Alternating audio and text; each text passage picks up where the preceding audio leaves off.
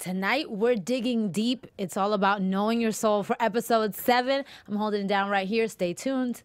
You're tuning into the destination for TV superfan discussion, AfterBuzz TV. And now, let the buzz begin. I really wanted to pick like a happy song, but I couldn't pick a happy song for this episode. The last few episodes have been very emotional. Very emotional. Oh my God. Episode 7, I Know My Soul. A lot of soul searching this episode. But before we get into it, hey guys, I'm Franceli Chapman, aka at Celly Hangout. Follow me at all things at Celly Hangout. I'm holding it down, lead hosting tonight. Elena is slaying up in San Francisco at her photo shoot. So I think I'll do. And my lovely ladies. Yes, I just want to say I'm happy to be on this panel with you ladies. Thank you for having me as a guest today. My name is Miss Candi Marie, and you can find me on Instagram at Miss Candi Marie and on Twitter at Sweet Candor TV. Yay. And as always, you guys, I am so glad to be back. I was gone for a few weeks, and I know you guys missed me as much as I miss you. So, as always, you guys can find me on Twitter and Instagram at Pink English. I don't even remember who I am anymore. Listen, no one knows who they really are. It's true. In this episode. It was so much about like digging deep, getting to the root of things, looking in the mirror. So shout out to Maria Elena, who wrote tonight's episode, and Kat Candler, who directed. I always love to give shout outs to them. Yeah. And congrats to Queen Sugar for being renewed for season 3. Yes. Come on, y'all. That means you'll see more of us. They're holding it down. I'm really nervous that next week is the mid-season like finale. I'm like, wait, what? Oh my God, already? Yeah.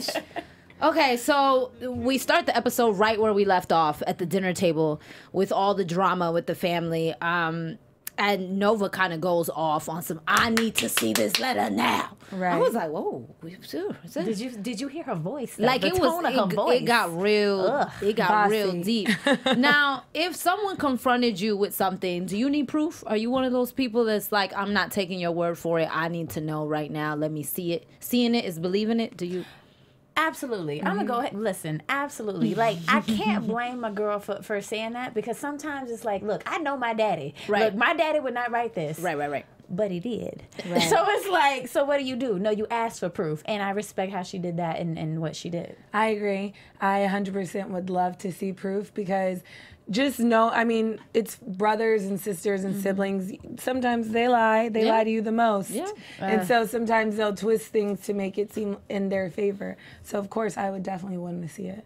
I mean, but the thing is, yeah, there are siblings. And I said this last week. I'm like, man, why can't we figure out a way to get along? Why can't we figure out a way to do this together? Like, even if Ralph Angel does have sole ownership of this farm, Charlie's right. I believe she's right. He's not ready. You know, what do you guys think? Do you think that Ralph Angel can do this on his own? Well, I'm going to say this. I had a lot of sympathy for Ralph Angel in this episode, and simply it's because I agree with him wholeheartedly. I think that they are still, you know, just looking at him as the same guy that he used to be. They're not looking at him anymore as a grown-ass man. They're still looking at him as this little boy who made all these mistakes, this guy that went to jail for his mistakes. But this is the thing. He went to jail for his mistakes. He did his time.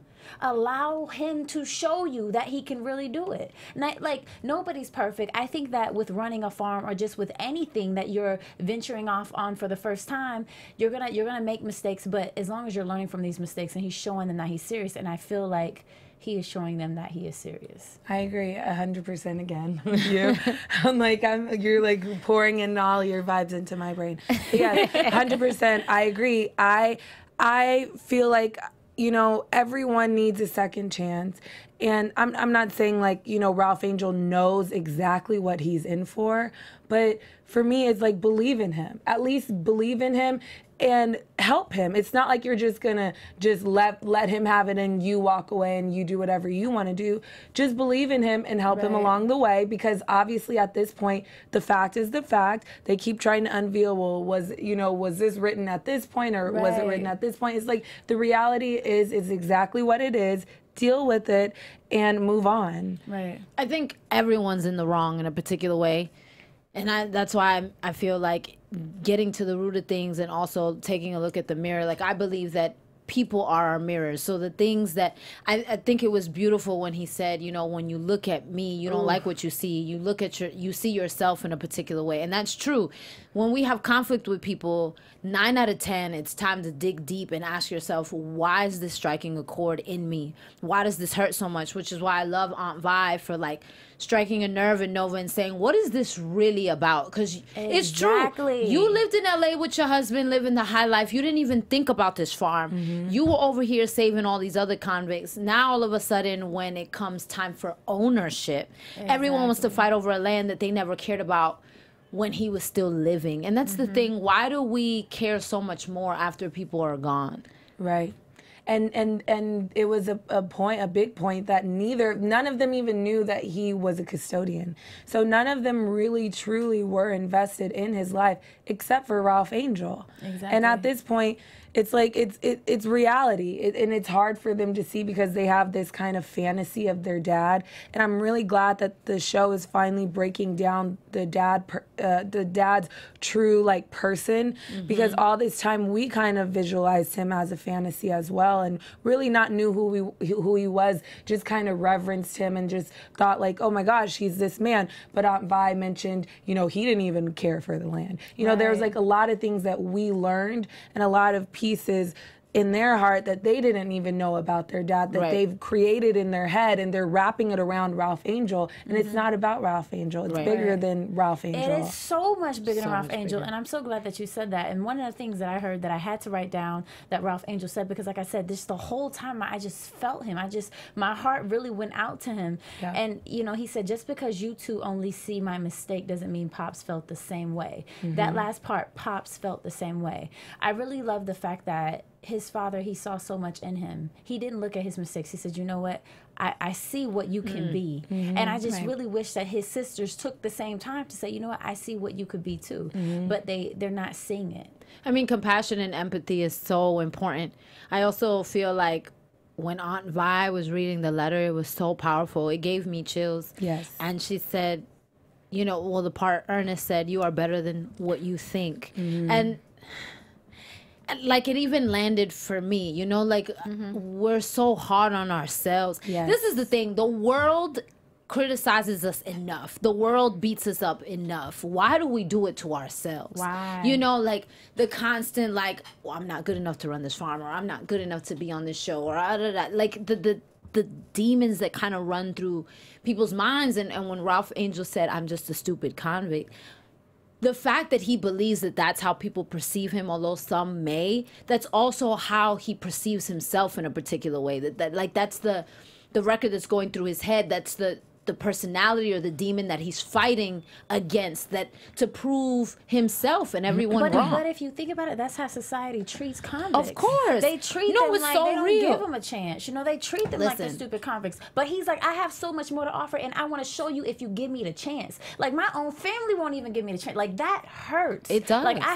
have brothers, like, who have been in the system. Me too. That feel like, you know, like we all do. We all know somebody. And it's like society just keeps beating them up. And that's why so many, and that's even another subject, is that's why so many of our black men are giving up so easily. And maybe even committing suicide. It's just so many, like, it's just so much. It's so much that society puts on them. It's a lot. I agree. I want to say that, but like you said, the family feud doesn't make it any better. And this is the thing. There are very few people that can say, my father, especially colored folks, that can say, my father left me something. Right. You know, like, ownership in the black community is so important. Yes. And so it's like Charlie stressing the legacy, although she always has a good way of spinning things, and we'll get to that. But I also understand where she's coming from. Like, listen, sticking together, we're stronger. And a lot of times, that's why a lot of family businesses, mom and pop shops, colored business go out of business. Right. Because it's all about, how can we make the most money, or let me sell it, or I can do this on my own. Pride and ego. Pride before the fall, y'all. Pride. Like, Ralph Angel's pride, like, I'm not going to ask you for anything. You cannot do this by yourself, even if this wasn't about your sisters. In general, in life, people, we can't do this by ourselves. But the thing is, it would be easy for him to realize that if they were coming to him saying, you know what, we're willing to help. Precisely. So right now, he is thinking, I have to do this by myself. My dad left me this letter. You chicks weren't around. Right. Now you want to show up. Now you want to make a big stink.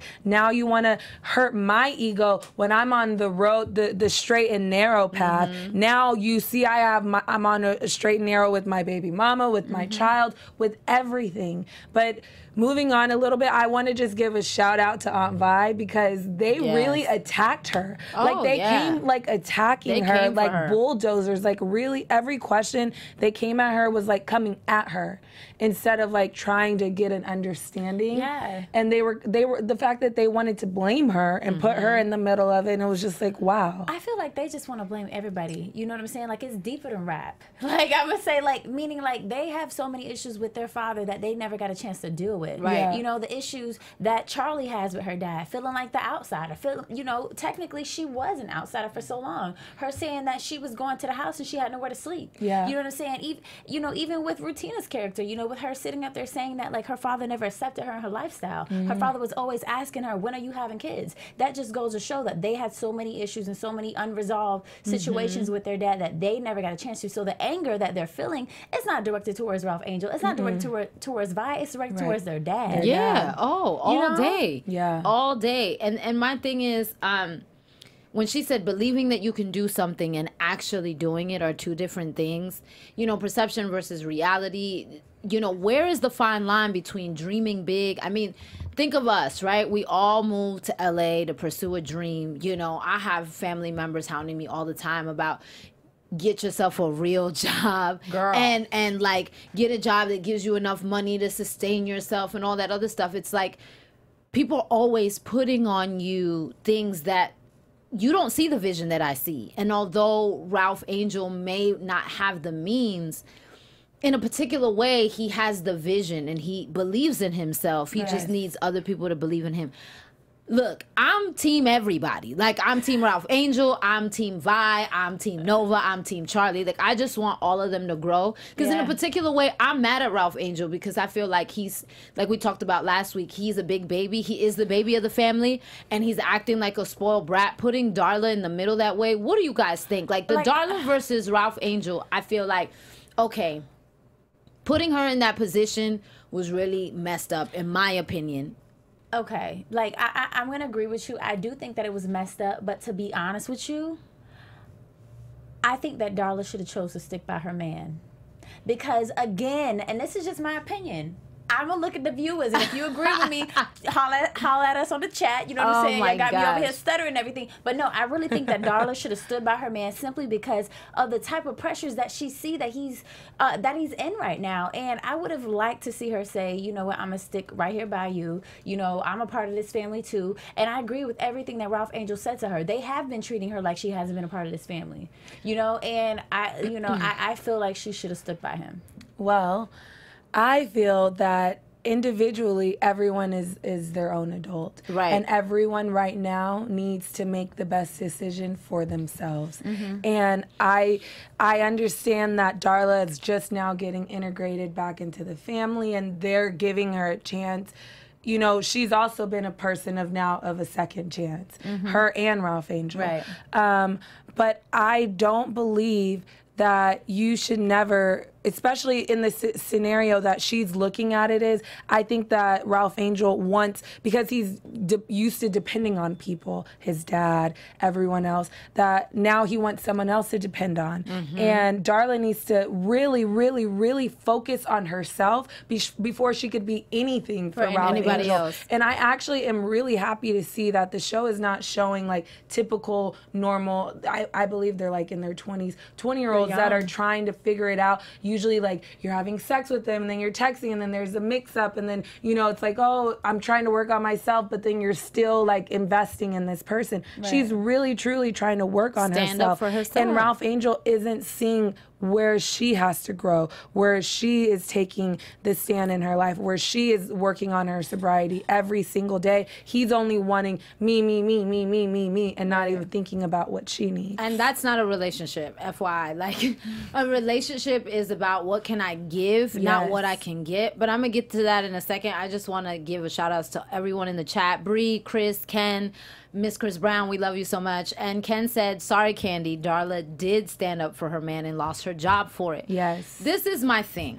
And I agree, he did, but maybe I'm a little biased because Ralph Angel's just so damn fine. Right. I can't. Chocolate man. I'm sorry. You give him whatever he wants. I'm allowing my personal feelings to get involved right now. Sorry, guys. As an addict, her sobriety and having routine and having some normalcy and having independence is very important. She gonna mess around and stand by her man and run herself to the ground and then have a slip and then lose Blue and lose the whole dynamic. And that's the thing. A lot of women, unfortunately, not saying men don't do it, because men can as well, but it's more often that you see women giving up themselves, compromising who they are, where they're going, giving up careers just to be by their man. And the reality is that you guys are separate and then you're together. And I believe that the best relationships, like, I know a pastor that said once he decided to be a pastor, and a lot of people were criticizing his wife because she's not at church every Sunday, and he's like, I decided to be a pastor. She didn't decide to be a first lady. So therefore, she has her own life, her own career. She's here when she wants to be. She's here when she can, and she supports me. But this is not her life or her job. She deserves to have her own life. And I felt it was so beautiful to see a man stand up for his woman in that way, that she's allowed to have her own. Darla needs to have her own. When we're in a relationship or in a marriage, that doesn't equate to property. You're not my property for me to tell you what to do. And she made a great point when she said, I can't go, I have to. I don't have to do anything. And that was a really, really good part of the show. I appreciate the fact that she stood up for herself, but I just don't appreciate the way that I believe that, his sisters are treating him. And look at how Darla bossed up when she got up in that job. We saw her going from a parking attendant and collecting tickets and people's money to like, hello, yes, Mrs. Bordelon West, here you go. Yes, walking exactly. in meetings, calling the shots. There's about her. And she's in her prime, and you could see that. But Ralph Angel can't see that for looking at his sister and seeing his sisters integrated. So he doesn't like it being done to him, but he's doing it to Darla. Yes. Which is, exactly. Come on, Ralph. I'm trying to stand up for you, bro, but you kind of messing up. And that's the point I'm trying to make. Like, my mom doesn't have to do anything for me. It's a choice. There are some mothers who decide to abandon their child and not do anything. My father didn't have to do. That's the thing. Like, people feel like because they have these titles, sister, brother, husband, that they have to do anything. God gave us free will. You have the free will and choice to treat me right. I hope and pray that you will respect me, value me, and treat me right, but you don't have to do those things. And I think too many people walk around entitled, and Ralph Angel is entitled right now. He thinks he's entitled to Darla acting a specific way, and if she doesn't, then I think we're done. And that's not love. Love is unconditional. Cool. Love gives you choice. And then you won't let me walk up in your house, Negro, and see my son, my child. And that's why I think it isn't right. Like, love is free, and I give you the freedom to choose a certain way, and let's compromise and let's talk about it. But at the end of the day, this is the mother of your child, and you can't stop her from seeing her child. And the scary thing is 1 minute he's all about, this is ours. You could wake up to this. He's trying to sell her a dream. How can we be together? How can we be together? And then one moment when I don't agree with something that you want me to do, you won't even let me into this house. You don't even want to work out a plan for me to see my child. And you see me doing better. And that is why we cannot forget that Ralph Angel is a boy. Exactly. He's a little boy. Exactly. Like, how old is he? That's why I said, I was like, he still has some growing up to do. In real life, he's a baby too. That's why I'm like, I'd go to jail. How old is he? He's 23, honey. Oh, girl. I can't do nothing with that. He is legal. He's legal, but I still can't do nothing with that. Me neither. He would be driving me giving me headaches. I can't. Wait. I heard head multiple times. What? Stop. Okay. See no evil, hear no evil, speak no evil. Oh my gosh. I don't know. No, it's okay. If I said it multiple times, it may be true. Yeah. All right, but you know what we need to talk about, Sully? Okay, so on Facebook recently, there's been all these different talks about check on your strong friend, right? Because there's been a lot of things going on in the world, and I really feel like Charlie was a great example, and Aunt Vi is a great example. Wait, so there's a thing going around called check on your strong friend. Because people are committing suicide, and people are always the strong one. And I love what Charlie said when she said, "What did I do to deserve what I'm going through?" Like Ralph Angel isn't the only one in pain. I'm in pain too. Aunt Vi, we're discovering all these things about her in this episode. So it's like, check on your strong friend, y'all. Like, seriously, for real. Seriously. And I think that, you know, all of us up here can actually relate to that, because I think that we all bring a certain strength to our own families and our own friendships. And I tell my friends all the time, like, they always say, "Oh, well, Candace, I didn't hit you up because I thought, you know, you good. Like, how do you know I'm good?" It's always the ones. And I just felt Charlie in that moment. I just wanted to cry for her, because when she said, "I need help too," I want someone to fight for me. I want somebody to fight for me. Me too. Oh my gosh, like, I felt her, and I think that we all felt her, you know, whether it's been your grandmother, your mother, like the person that everybody goes to. I think that so many people can relate in that moment. That was needed. I'm glad they put that in there. Me too. I want to give a special shout out. I recently, just last week, lost a really good friend, Siddiqui Fofana. Rest in peace to my brother. He would have been 28 years old this Friday. And you know, I took it really, really tough. But again, most people feel like I'm the strong one. But thankfully, I've had certain people that are like, "Yo, Sally, you good? Yo, you all right?" And it has made such a world of a difference, because grief comes in different ways, and people don't understand, and everyone's grieving differently in this episode. Like, Charlie's grieving from this divorce. She's grieving from feeling like, is she really enough to take on the mantle that is this mill? Like, there's just so much going on for her, and she's grieving, and I'm just... And she's used to always being the fixer. She's used to always making everything else right. She's used to always fixing everyone else's problems. And right now, her problems are so, like, deep, and there's emotions, where before, when it was just business, her emotions didn't have to be there, and that's why she kind of comes off heartless sometimes. And usually the strong people always come off heartless, because you have to be strong, you have to stand up for yourself, and you're the protector of yourself, and you're so always defending you, and everyone else, that it's like, who's gonna be there for me? And then she's pushing away everyone else that wants to be there for her. And I'm so glad you said that, because the strong ones are often misunderstood. Now, speaking of being misunderstood, do you think that that is what's going on with her relationship right now? I don't know. Sailor Girl for Life says it's hard to have a pity party for Charlie. She's the one that pushed everyone away when they told her to grieve. And yeah, great point. Remy gave her a mouthful, you know? And I don't think Remy was wrong for questioning, like, okay, this woman that I think I adore and I want to be with, now that I'm starting to see these ugly sides of her. Again, when you're going to be with somebody, you take them for better, for worse. Make sure you can handle their worst. And these are some of the things that are Charlie's worst. You know, these aren't good things about her. None of us are perfect. Can he live with that? Like, you're kind of calculating. What do you guys think about Remy saying that? What if a man said that to you? How would you handle that?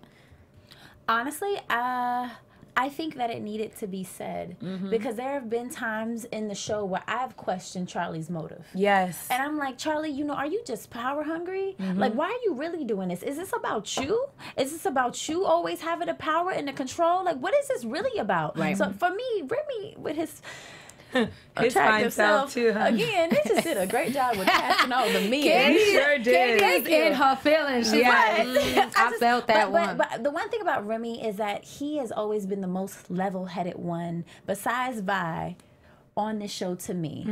And I respect what he's saying, and I'm glad he said it, because I think it needed to be said. And the word thoughtful, I agree with you. You know, why did your father really say that? You know, like, what does that really mean? Like, is this really just about you? Like, what do y'all think? I mean, just to interject, Ken made a great point. He said Remy was right at the wrong time, though, because he didn't know the bombshell that was just revealed and everything that happened in the family. So it was kind of like really bad timing. Yeah, the timing is bad, but I still think he's right on how he feels, because they have this relationship and it needs to be said, or it could blow up their relationship. And it's business too. It's not just only relationships and then romantic. It's business too, and he's watching how she's treating the other farmers. So he's like, are you manipulating them? You're manipulating them?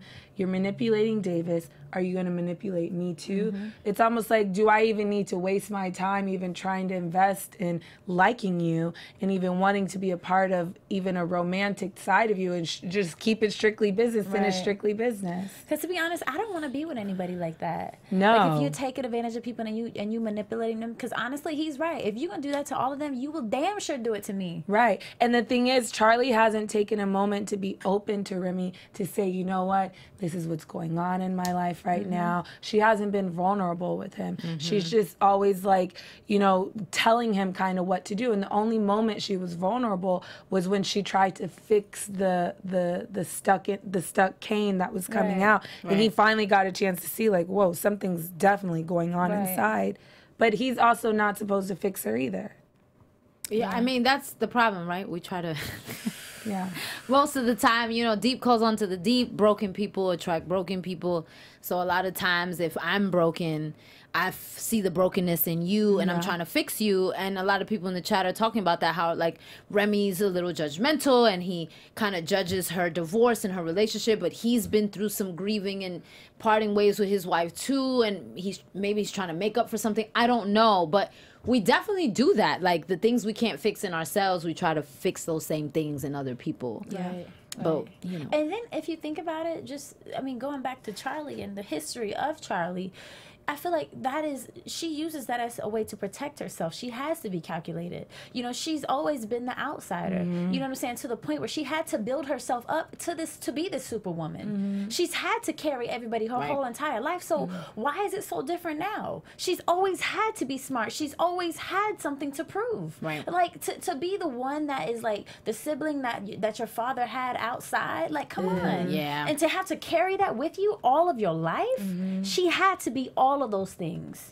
I get it. The mystery. It doesn't make it right. No, it doesn't. Yeah. It doesn't. And given that, like, her conversation, let's get into Aunt Vi for a second, because she's just amazing, and how she talks about, you know, Charlie talks about how you are the reason why I felt at home. You never treated me like, you know, Ernest's other kid, you know? But I feel like Nova discovering, that scene was so powerful. Nova going through that box, like, whoo, and that song, Lord. But my thing is, her discovering, then doing her research and digging deeper, like, man, wait, Aunt Vi owned the land too. Right. Like, how crazy was that bomb? That like, rocked me. I was like, wait. man. And because I was saying this last week, I was like, I want to know why Aunt Vi didn't want to at first go to Ernest's grave. I want to know what was going on, and maybe, again, the fixer, why she's trying so hard to keep the siblings together, because maybe there was a fallout with the siblings in her generation, and she's trying to stop it from being passed down.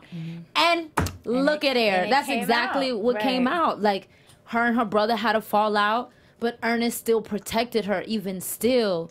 But what do you think about that? Like, that kind of subplot about Ernest, like, plotting her out of the land. Honestly, I really don't know how to feel about that, because if you ask me, that seems a little manipulative too, and maybe that's what Charlie gets it. But also too, maybe he didn't see her in the future. He only saw her at that moment, and at that moment, like the way the sisters are doing Ralph exactly. Angel. And she wasn't making the best decisions in her life at that moment. She was dating that guy. Right, exactly. She was wasn't 17 the best for her. Man, she wasn't. She was too young. It's so interesting the how same cycles can be passed down. Exactly. From Generational curses are real, people. Yes. Because this is the thing. She was 17 and thought she knew it all. And the same thing, Charlie. Now it's like Ralph backwards. Ralph Angel, you think you know everything. You and Darla are going to be this happily ever after. Logically speaking, this isn't going to work. And so it's like, he tried to do the same thing for Aunt Vi. Aunt Vi had to learn on her own. So I guess we'll see. Maybe Ralph Angel will have to learn on his own if he really sticks. I mean, do you think they'll take this to court? I mean, I don't want them to. Like I feel like what's really driving the anger in all of this is the hurt that they feel from their father. Yeah. Like, that's what's driving all of this. I really hope it doesn't get to that point, because I feel like they're better than that, and their father feels like they're better than that too, but I feel like they're going to allow their hurt and their pain to get the best of them if they don't, you know, and the thing deal is, with this. The thing is, they need to take exactly the things, like he told Ralph Angel, like, you're better than you'll ever think you are. Right. You're stronger than you think you are. They're all the same way, but they're only looking at the right now. They're not even trying to figure out. I don't think it's going to go to court. I don't think it's going to go there. I hope not. But I just feel that that I think finally Ralph Angel and Charlie are going to connect in a better way. And Nova's going to have such a really hard time because she's always been such a stubborn person. Yeah, I can see that. Sorry, I don't mean to give predictions. No, you're all good. My thing is this. The most powerful thing out of that conversation was Aunt Vi saying, I got my freedom and I got my brother. And you can't really put a price on that. It's like, true. at the end of the day, this land is the land. We're going to die. You know, we can't take it with us. So it's like discovering like what's really important and what really matters. And it's like, what's the point of having all this stuff if you have no one to share it with? Right. You know, like, Ralph Angel can have this all by himself, and then what? What if he loses everything? His sisters, Darla, like, then what? Everything. Yep, and it's so true. I like that they really brought up the topic of, and I know this is really big in African American families. I have a big family. I'm one of 5 kids, and so I just know a lot of times it's so easy just to be like, I'm done, and you walk away. Right. And then you don't talk to them for like a while, a few weeks. I've had an issue with my brother, my oldest brother, and we didn't talk for like a few months, and now, when Aunt Vi said that, it literally struck a chord in me because I knew exactly what she's talking about. Like, there's nothing compares to your family, and everything else doesn't matter. Like, me too, like, I was glad I had my brother back. Bigger than what he did to me or whatever happened, he apologized. Same scenario, same thing that she's saying. And it's more important is having your family back. Right. And I just think that that's such a great topic to bring up because it's so easy for us to go years without talking to each other. And then we lose so much in our generation of knowledge and knowing and understanding family history, how things, like even land and ownership, things like that. Like, what if there's an issue with Ralph Angel and Charlie and Nova where he never found that letter? Right. You know, or something happened, they got mad at each other and he moved out the house and they never found that letter. You know, so there's like so many little things that happen when you just break away from your family and you just walk away. And then there's years of stuff that could have really been poured into fixing things. Into fixing things. Yeah. Yeah. Wow. I mean, you just said everything you just said was just on point. I want to say this, and there were so many great quotes that I had to write down, and this, you definitely kind of said this in so many words. Love always comes first, and in the end, choosing that is what matters. That matters so much. Love wins every time. Every single time. True. Every time. And speaking of families being together and love winning, Davis comes over and drops a housewarming gift. And I mean, ultimately, we know the divorce is happening, but ultimately, we still have to figure out a way to co-parent. We have this child together, and I don't know what Micah told her father. His father. Maybe he told him about the will. I don't know, but either way, I don't necessarily. This is the one moment where I thought Davis was actually being very genuine and was actually being supportive of his ex-wife going on this venture, starting her own new home. And the sentiment of the ice cream maker was just like, wow, like it wasn't just any housewarming gift. So, I mean, what do you guys think? Because I'm usually not Team Davis. So this was a total 180 for me. I feel like the timing, oh my gosh. Yeah. Like, for him, it could not have been better. I wasn't happy with the timing. Right. Because I'm not Team Davis. Right. I'm Team Remy. Yeah. But I just feel like that. What are the chances that she has this situation with Remy, and then all of a sudden Davis comes in for the win? Like, come on. Like, it's just But let us not forget. Davis was trying to hit on that Habitat for Which Humanity is why girls. I really don't believe this is Davis trying to hit on his wife or his ex. Well, they're still in the process of divorce. So his wife, I don't think he's trying to get back in bed with her. I really believe he was genuinely supporting her, like hands down. So. I really do. Because hope it's that like there's a real human being inside of that monster. You did not have an ice cream maker for our wedding. Now we're not together. You're starting a new home. Now you can have it, kind of thing. Like by yourself, you single old lady. Right. Like I don't think it was vindictive, and I don't think it was manipulative either. I think. And the reason why I think that is because the way he responded when she dropped the bomb on this article and her giving the divorce story and his genuine hurt about it. Like, wow. I just felt like I didn't like she did that. No, I didn't like that either. You know what? And I'm gonna say this, and y'all, the viewers probably think I'm just this cold-hearted, mean. No, the chat is agreeing with me. They think Davis was real. Look, I just think that he just knows how to play the game. Mm-hmm. I just think he knows how to play the game. I don't care about his feelings. I don't care. Mm-mm. I don't care that it hurt your feelings. Like, you wouldn't even be in this situation if you didn't mess up to begin with.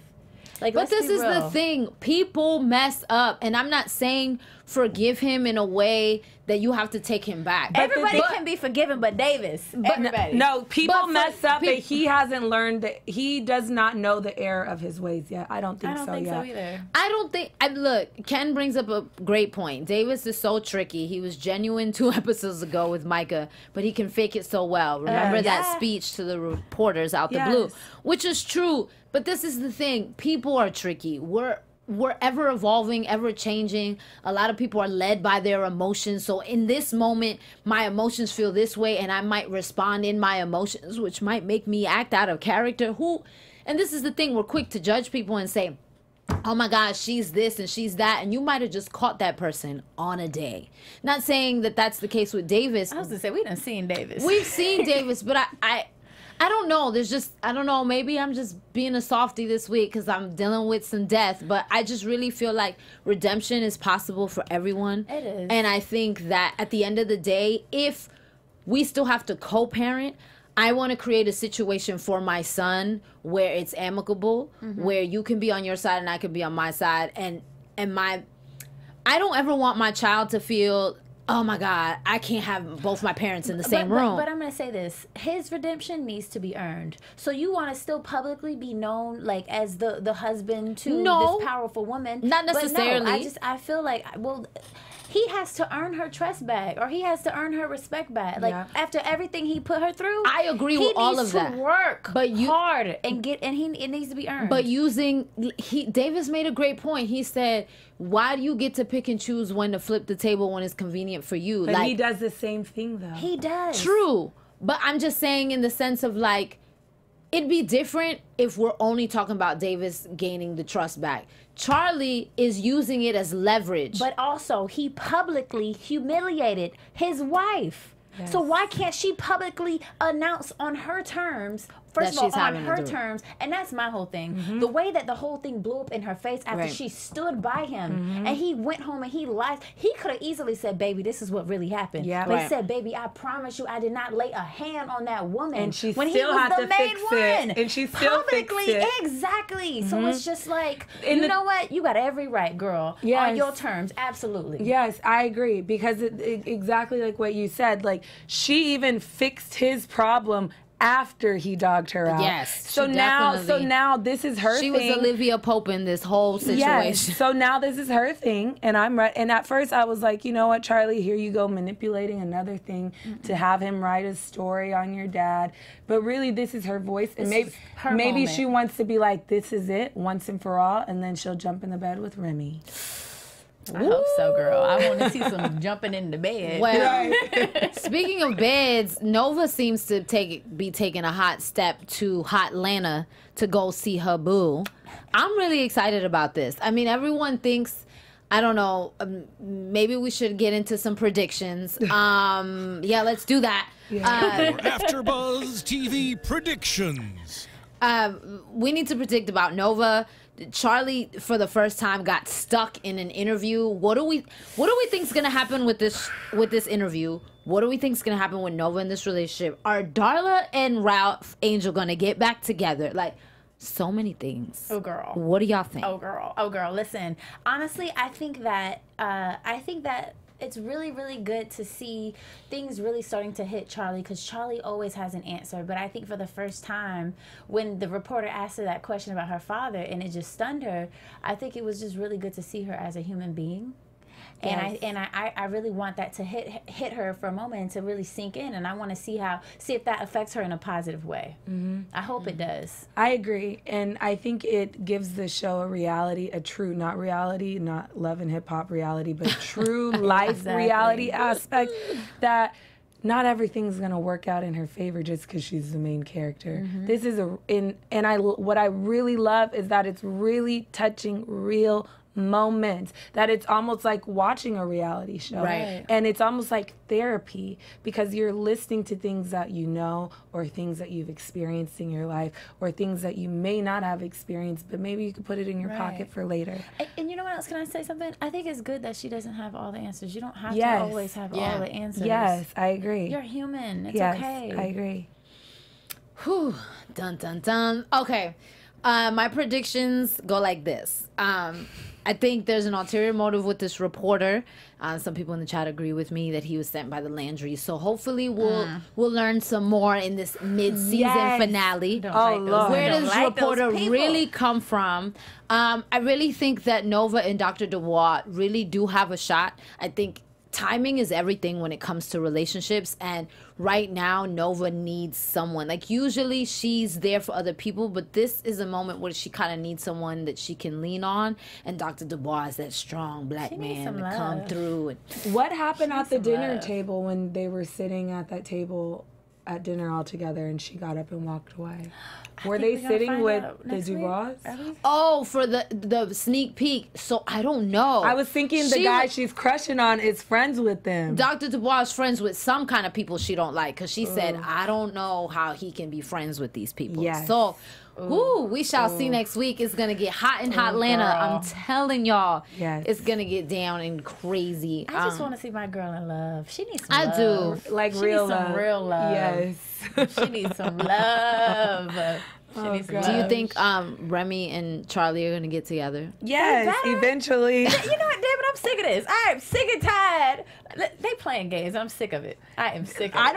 Honestly, this is crazy because everyone has some really good willpower on this show. Girl, between Darla and Ralph Angel. You're used to a whole bunch of just sexing. No, I'm just saying, but that's the reality of today. Right. That people don't like just wait. Everyone is always convoluting things and sex and then trying to be, friends, and then, and then your baby mama, and then it's this, and then it's that. It's like too many things. Right. We need love. Yeah, just love, y'all. All this arguing, I agree. I can't. Well, love on us, and make sure you subscribe to the channel. Queen Sugar, how can folks follow you guys? Well, I'm really, really excited, guys, because I'm going to be one of the new co-hosts on Black Hollywood Live, Queen Sugar. So you can find me there every week. I'm sorry, not every week, because we're going to go on a hiatus. And you can also find me on Instagram at Miss Candi Marie, and on Twitter at Sweet Kendora TV. You guys can always find me on Instagram at Pink English, as well as on Twitter, English Speaks. Hey, y'all. Franceli Chapman holding it down. Next week, Elena will be back with us. You can follow me at all things at Celly Hangout. Make sure you go over there and hang out with us, and we'll see y'all next week. Yeah. From executive producers Maria Menounos, Kevin Undergaro, Phil Svitek, and the entire AfterBuzz TV staff, we would like to thank you for listening to the AfterBuzz TV network. To watch or listen to other after shows and post comments or questions, be sure to visit AfterBuzzTV.com.